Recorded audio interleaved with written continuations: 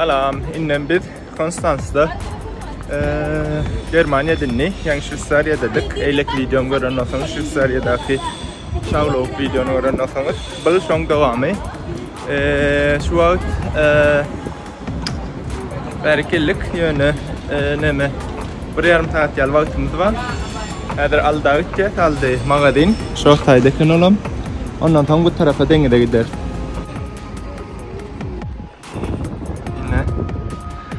Yine var. Anada kesitlarda varken yine bildiğin şu tayda oturmakçı ve vaktimiz kendel. Şundan da verelim ya. Şundan da verelim. Yine şu tayım şu Konstans. Başka ülkenin yerini görküde bile mokte ve bir vaktim de yok. Şundan da. Eğer otellerde bir yerde oturup nani yer, sonundan yine idimi de yorar sebebi. Bir saat gelimiz aslında 50 minut gelimiz var, bir saatim yok. Dine şu gelen son Germanya'nın aşağı tarafına gelen son. Onam görkeçe yerliydik dine. Adamla oturuyan yeri. Valla. Şöyle. Hadi hemen adam kendi belirlerde zaten. Öyle. Şunları. Yine stayları. Yine stayları diyen olin. Şunlarla. Öyle yerler. Bu adamlara. Şurada. Dın şu oyunu sanırım. Adam. Ama namut geldi.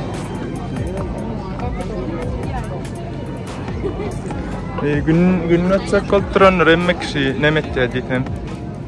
Min yaditem mga tera dostru.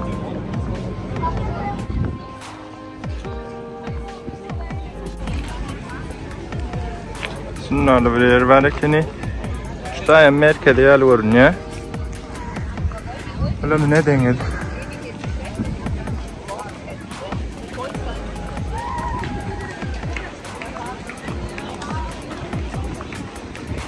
Ana sağlar oynayıp böyle saydı tuğda. Bunlar sağlar hemen arkayın. Hemetçe tuğda da oynamağını ruh tutar. Nerede bunlar? Taklıca gidenler böyle.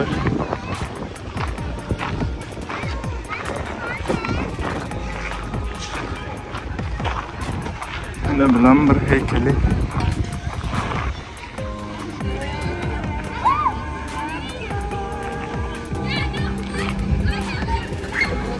İnnete de gayet katsa merkedeyin. Şulan merkez.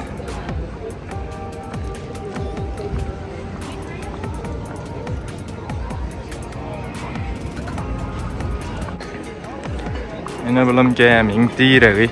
Şu.